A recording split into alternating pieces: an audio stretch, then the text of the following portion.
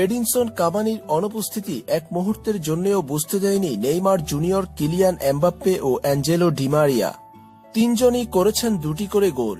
তাতেই ফরাসি কাপে রেনেসের বিপক্ষে বিশাল জয় পেয়েছে উনাই এমেরির দল।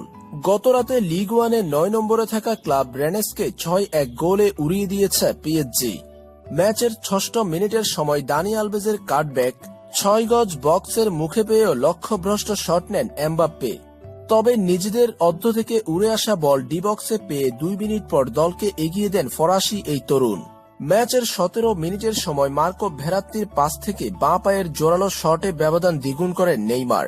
4 মিনিট পর ব্রাজিলিয়ান এই ফরোয়ার্ডের আরও একটি শট ক্রসবারে লাগে। তৃতীয় গোলের জন্য বেশ অপেক্ষা করতে হয়নি দলটিকে। 24 মিনিটের সময় ডি বক্সে ফাঁকা বল পেয়ে অ্যাঞ্জেলো ডিমারিয়া গোলরক্ষককে পরাস্ত করেন। তাতেই দল এগিয়ে যায় 3-0-তে। ম্যাচের 43 মিনিটে ব্যবধান আরও বাড়ান নেইমার। মাঝমাঠ থেকে তিনি ডিমারিয়াকে বল বাড়িয়ে এগিয়ে যান।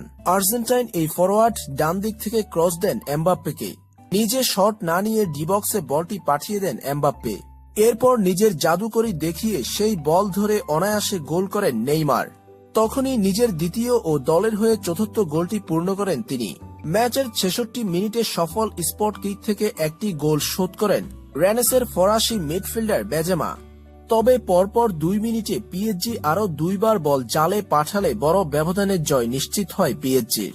ম্যাচের 74তম মিনিটে ডি বক্সের মুখ থেকে জোরালো শটে গোলরক্ষককে পরাস্ত করেন ডিমারিয়া।